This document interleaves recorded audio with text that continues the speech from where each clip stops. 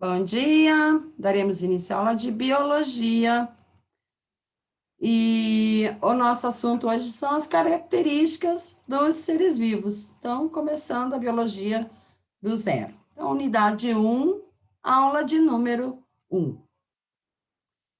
Quando vemos um animal, sabemos que se trata de um ser vivo, não é mesmo? Mas, afinal, o que define um ser como um organismo vivo? Que características um organismo deve possuir para ser classificado como uma forma de vida? Essas respostas, apesar de parecerem simples, são muito mais complexas do que podemos imaginar, uma vez que determinados organismos não se encaixam em determinados quesitos, mesmo se comportando como uma forma de vida. Então, a seguir, listamos alguns dos principais quesitos para que um organismo possa ser considerado ser vivo. Então, a primeira característica é a composição química. Todos os organismos vivos apresentam determinados tipos de elementos químicos. São eles o carbono, hidrogênio, oxigênio, nitrogênio, o conhecido chão. Além desses elementos, também encontramos o fósforo, o enxofre, mas em menor quantidade. A presença de células, né? As células são as unidades funcionais e estruturais dos seres vivos, estando presentes em todos os organismos vivos, com exceção dos vírus. Os vírus, eles são seres vivos pelo fato de eles se reproduzirem, tá? Então, eles não são formados por células, eles são acelulares, eles não têm a membrana plasmática que as células possuem. Eles possuem DNA ou RNA, por isso eles conseguem se reproduzir e produzir as suas próprias proteínas, mas sempre dentro de uma outra célula. De uma maneira simplificada, podemos dizer que as células apresentam membrana plasmática, citoplasma e núcleo, né? O material genético, que nem sempre está no núcleo. Então, esse material genético pode estar disperso no citoplasma, né, nas células procariontes, como, por exemplo, nas bactérias, ou ser delimitado por uma membrana, que são as células eucarióticas, né, que tem a carioteca. Os organismos formados por apenas uma célula são chamados de unicelulares, e aqueles formados por várias células são chamados de multicelulares ou pluricelulares. Então, aqui a gente tem uma célula eucarionte e aqui uma célula procarionte. O DNA, que é o material genético, está aqui disperso no citoplasma. Já na célula eucarionte, o DNA fica dentro do núcleo. Então, morfologicamente, tem diferenças entre uma célula eucarionte e uma célula procarionte. Crescimento e desenvolvimento. Os seres vivos crescem ao longo da vida e aumentam de tamanho ou massa seca, sem levar em consideração a água do organismo. Consequentemente, o número de células no organismo aumenta. O crescimento e o desenvolvimento seguem padrões que envolvem genética, hormônios, nutrição e metabolismo. As células podem passar por um aumento de volume, que é hipertrofia, ou multiplicação, que origina novas células, que é a hiperplasia. Então, lembrando que uma célula ela vai se dividir, né? Essa divisão recebe o nome de mitose, nesse caso aqui, porque uma célula vai dar origem a duas. Antes de começar o movimento de divisão, ou seja, os mecanismos de divisão da célula, o material genético tem que se duplicar, tá? Para que haja a mesma quantidade em cada uma das células filhas. E aí a célula se divide originando duas. Assim é o crescimento, né? Um organismo, a primeira célula de um novo ser vivo vai se dividir em duas, essas duas vão se dividir em quatro, e assim por diante. O material genético, né? Todos os seres vivos apresentam material genético, que é o DNA e o RNA. O RNA, ele apenas participa da síntese das proteínas, porque assim, o DNA, ele tem o código genético, tá? E esse código genético tem os genes, e os genes é que são responsáveis pela sequência dos aminoácidos que vão formar uma proteína, ou seja, eles são um molde, né, para produção ou síntese de proteínas. Então, todos os seres vivos apresentam esse material genético, o qual é responsável por transmitir as características de um ser vivo para a próxima geração, que é a hereditariedade, e controlar as atividades que serão realizadas pela célula. O material genético é formado por um ou dois tipos de ácidos nucleicos, que é o DNA, né, o ácido desoxirribonucleico, e o RNA, que é o ácido ribonucleico. Mas o código genético só está aqui. O RNA, ele consegue ler a mensagem do DNA e levar ela para fora do núcleo onde as proteínas são sintetizadas. O metabolismo, os seres vivos apresentam no interior do seu corpo reações químicas, as quais são necessárias para as mais variadas atividades, como a obtenção de energia, por exemplo. Ao conjunto dessas reações químicas dá seu nome de metabolismo. Existem reações que estão relacionadas com a síntese, ou seja, a construção de moléculas, ou fabricação. A síntese é sinônimo de fabricação de uma molécula ou produção de uma molécula, sendo esses processos chamados de anabolismo. Existe ainda o catabolismo, que consiste na destruição de partículas para a liberação de substâncias mais simples, como, por exemplo, uma proteína, né? Quando a gente come uma carne de gado, por exemplo, a gente está se alimentando de proteínas, só que essas proteínas não servem para o nosso corpo. A gente precisa dos pedacinhos bem pequenininhos de proteínas, que são chamados de aminoácidos, tá? Então, vai haver a quebra dessas proteínas em vários aminoácidos. E esses aminoácidos, eles vão ser transportados pelo sangue até todas as células do corpo, e nas células elas vão ser sintetizadas em proteínas novamente, só que diferente daquela que a gente ingeriu. Então, é importante salientar que os vírus não apresentam seu próprio metabolismo, e por isso devem parasitar uma célula para que possam reproduzir-se. Então, os vírus, eles são parasitas intracelulares obrigatórios, tá? Quando um vírus, por exemplo, está fora de uma célula, né, como, por exemplo, agora o vírus do coronavírus, né, se ele está fora, ele é chamado de vírion, ele não tem nenhuma atividade metabólica, tá? Ele usa o nosso material, as nossas substâncias para poder se reproduzir. A nutrição, os organismos vivos necessitam de energia para a realização de suas atividades, e essa energia é conseguida pela nutrição. Os organismos vivos podem ser divididos a partir do critério de nutrição em autotróficos ou autótrofos, tá? São sinônimos, e heterotróficos ou heterótrofos.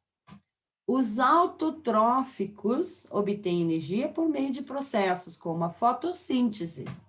As plantas, por exemplo, né? Elas fazem a fotossíntese utilizando substâncias inorgânicas, como a água e gás carbônico, e transformam esses compostos inorgânicos, água e gás carbônico, em substâncias orgânicas, que são a glicose. A glicose, então, é o alimento das plantas também. Então, a partir dessa glicose, elas obtêm a energia necessária. Já os heterotróficos ou heterótrofos obtêm energia a partir da quebra de produtos provenientes de outros seres vivos. Ou seja, a gente precisa ingerir o alimento. Ou bactérias heterotróficas, elas absorvem os alimentos do meio ambiente. Então, de uma maneira simplificada, podemos dizer que os seres autotróficos são capazes de produzir o seu próprio alimento e os heterotróficos não.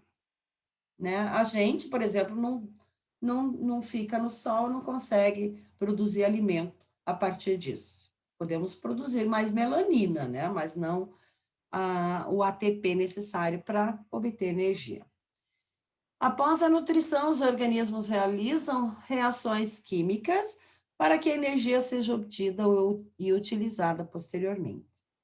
O processo de produção de energia é chamado de respiração celular.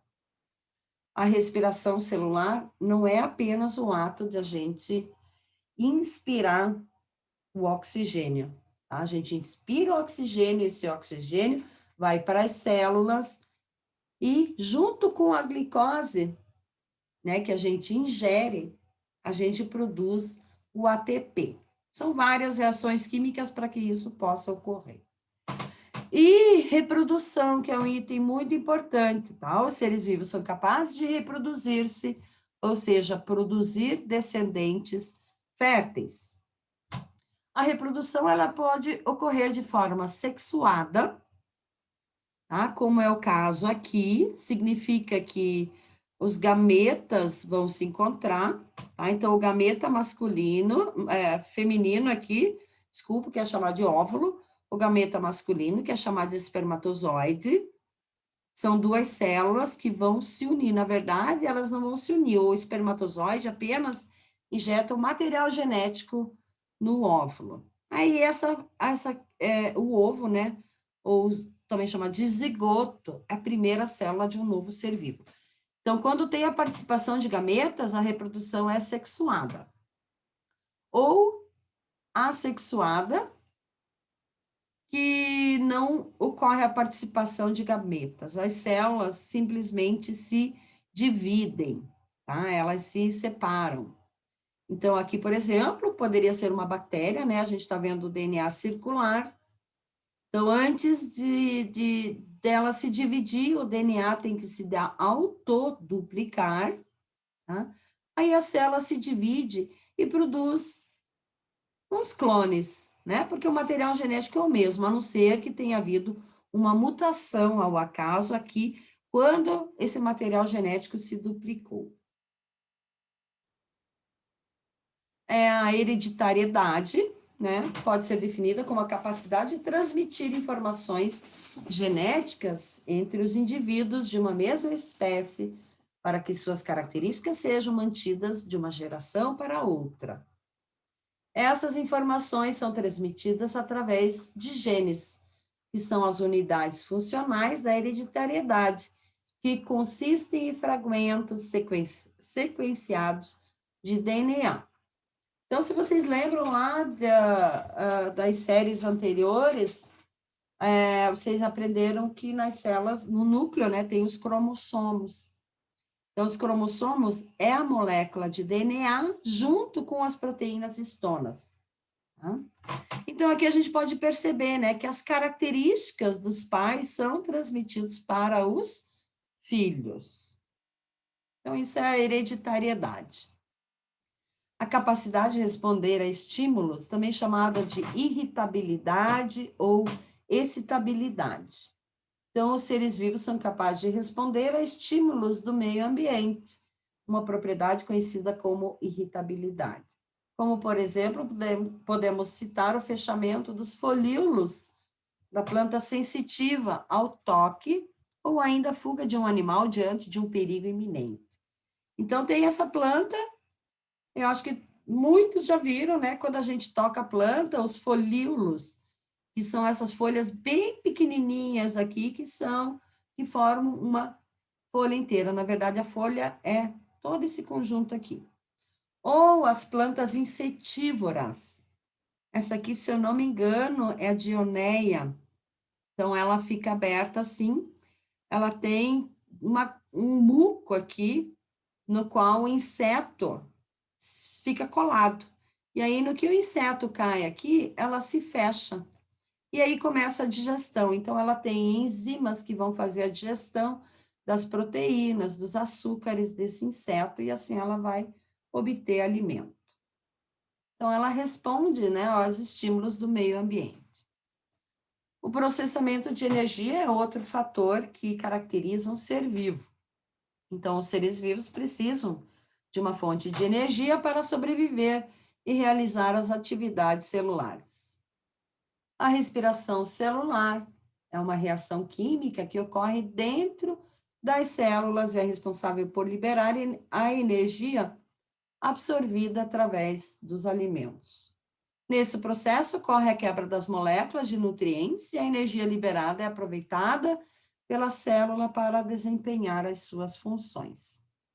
Nas plantas, por exemplo, a energia absorvida do sol é transformada em alimento através da fotossíntese. Aí eu coloquei aqui. Olha que interessante, né? Aqui é a fotossíntese. Então, as plantas, elas absorvem a água do solo e o gás carbônico, através das raízes, né? E o gás carbônico, eles retiram da atmosfera, que entra pelas folhas. E lá nas folhas, a radiação solar ativa os cloroplastos e ocorrem várias reações para a produção do gás da glicose, né, que é o C6H12O6, são uma molécula química, né, uma molécula, e o oxigênio. O oxigênio vai ser liberado para a atmosfera para a gente utilizar na nossa respiração, tá? Então, olha, são processos inversos, né? O nosso organismo absorve o oxigênio do ar, a gente utiliza o oxigênio junto com a glicose que a gente obteve pelo alimento, e ocorre um monte de processo dentro das mitocôndrias, que é uma organela que fica dentro das células, né? E vai transformar isso em CO2, que é o gás carbônico, que a gente elimina através da expiração, né? Quando solta o ar novamente, e a produção de água. E aqui eles não colocaram mais moléculas de ATP, tá? Que ficam onde a energia fica acumulada. Então, vocês podem perceber que é o inverso, né? Aqui, glicose mais oxigênio, dando CO2 mais água. Aqui, CO2 mais água, dando glicose e oxigênio. Então, são os dois processos para a obtenção de energia.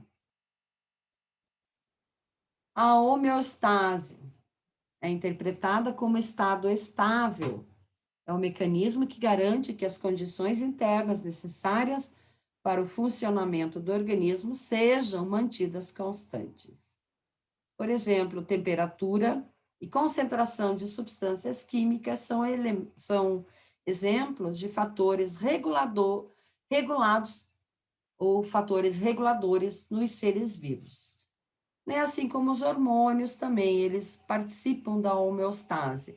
Os hormônios, junto com os nossos sistemas, né? O sistema digestório, o sistema circulatório, o sistema excretor, atuam juntos para que a gente tenha esse estado estável no nosso organismo. Evolução e adaptação. A evolução biológica faz parte da adaptação dos seres vivos. Então, o ser vivo pode passar por um processo de modificação para ajudá-lo a sobreviver no ambiente e dar continuidade à espécie. A evolução está relacionada com a diversidade dos seres vivos, em um processo de desenvolvimento a partir de um ancestral comum ou de seleção natural. A adaptação pode ser vista como uma estratégia de defesa para a manutenção da espécie, como é o caso da camuflagem. Né? Muitos animais se camuflam, quer dizer, eles imitam a natureza, né? Por exemplo, o bicho-pau, eu não sei se vocês conhecem, mas o bicho-pau, ele parece um galinho, caído ali no chão de alguma árvore, né? Ele é idêntico a um galho. Então, ele se disfarça, né? Para que os seus predadores não os achem. Aqui a gente tem um ancestral insitívoro, né? Que deu origem a outros organismos. Então, outros se adaptaram para voar, outros se adaptaram para serem terrestres e outros se adaptaram para viverem na água. A gente pode perceber que o braço humano, a pata dianteira de um cão, a asa de um pássaro e a nadadeira de uma baleia são muito parecidos. Isso significa que a gente tem um ancestral comum e, com o tempo, cada organismo se adaptou às suas necessidades. Então, a variabilidade ocorre devido a algumas mutações que ocorrem por acaso, ou seja, pelo que eu falei antes, né, quando o material genético está se autoduplicando para a célula poder se dividir, ele não faz uma cópia exata, ele faz uma pequena troca, que a gente chama de mutação, e tudo isso é ao acaso, tá, gente? A recombinação gênica, né, através da reprodução sexuada, e ocorre uma seleção natural também, né? A seleção natural, ela vai atuar para manter um determinado número de indivíduos daquela população e as adaptações. Então, a evolução, todos os seres vivos estão sujeitos aos processos evolutivos, ou seja, sofrem modificações ao longo do tempo. Um dos fatores que causam a evolução é o surgimento de mutações. São modificações que ocorrem na molécula de DNA e levam ao surgimento de novas características em um organismo. E essas modificações podem ser transmitidas, então, aos descendentes. Teve uma história, eu posso contar rapidinho aqui, que ainda dá um tempo. Antes da Revolução Industrial na França, na cidade de Manchester, as mariposas, elas eram mais claras, elas eram meio brancas.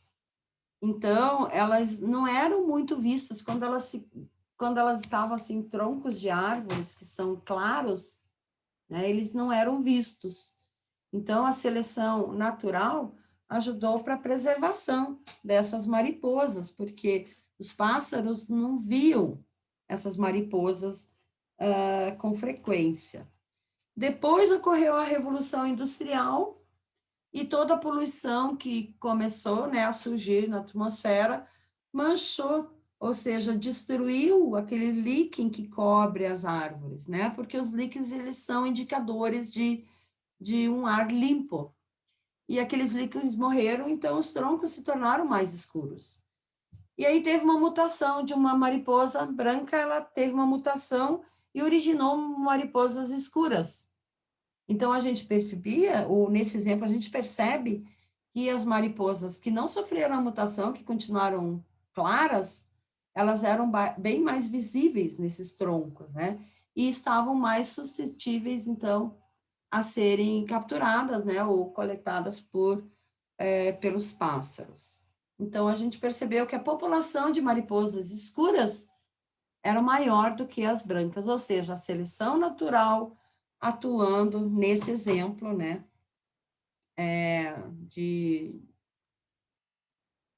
das borboletas.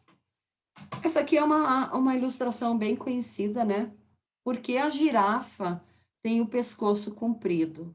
Então, são duas teorias evolutivas diferentes, né? O Lamarck, ele dizia que a girafa, com o tempo, o pescoço dela ia aumentando de tamanho, né, por conta das frutas estarem cada vez mais altas. E Darwin, né, Charles Darwin, disse que não. Ele disse que as duas existiam nessa população de girafas tanto girafas com pescoço curto, quanto girafas com pescoço longo, tá? Assim como existem pessoas mais baixas e pessoas mais altas.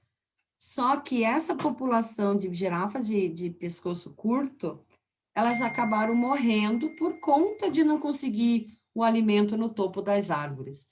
E essas girafas que sobreviveram, elas passaram os genes para os seus descendentes.